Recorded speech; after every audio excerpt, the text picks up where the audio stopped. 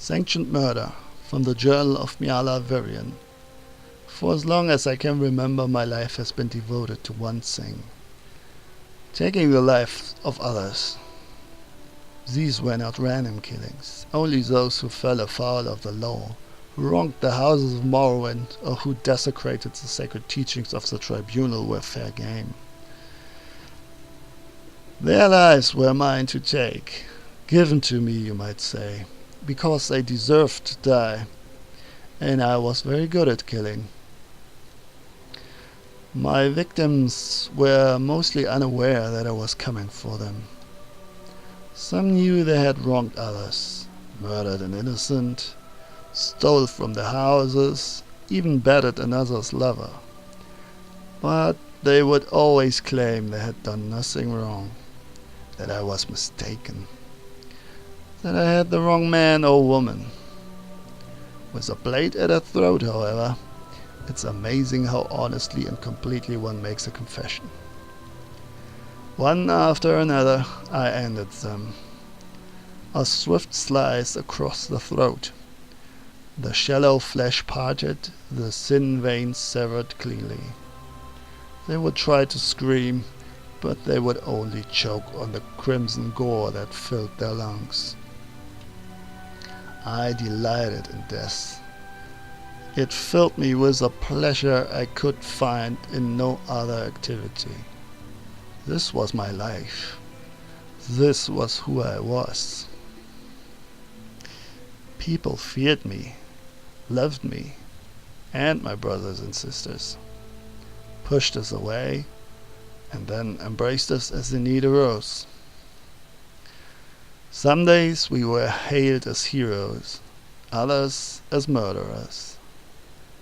Those in power fell to our secret blades, and then those who gave us the orders followed. But there was a mistake, a flaw in our process. We had grown too perfect. We had extracted justice from innocent blood. Such is the way, even with the most clear-cut contract. There's always a chance that the law is wrong, that it made a mistake. The contract never lies, but it isn't always correct either.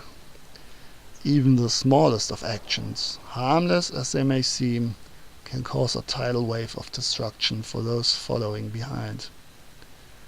A fool's pride veils his judgment. In a moment of passion, blood scrawled upon the wall says it all. Morak Tong. Those words scream out, loud and insistent. They echo throughout the world, labeling us as ruthless killers that follow no rules, that have no laws.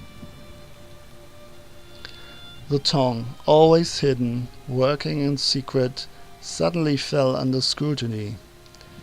They wanted to drag us out of the shadows and into the light. We withdrew deeper into the shadows. Our contracts became fewer, our jobs turned into small tasks. We ran errands for bored house nobles. We endured. And we obeyed. We remained loyal. We swore on our lives to uphold the cause, and we would not turn our backs on it now, no matter the level of difficulty facing us.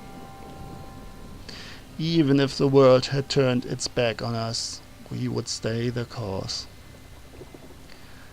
Our leaders whisper to us. They tell us to practice patience. They assure us that the day shall come when our hand of justice once again reaches out to grasp the world.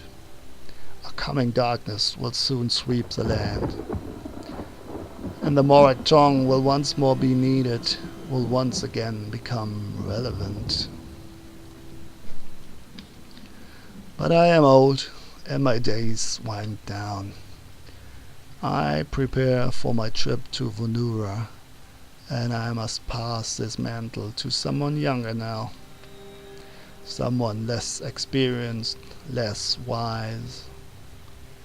My son and my daughter will soon take up the dagger, but they have not seen our greatness.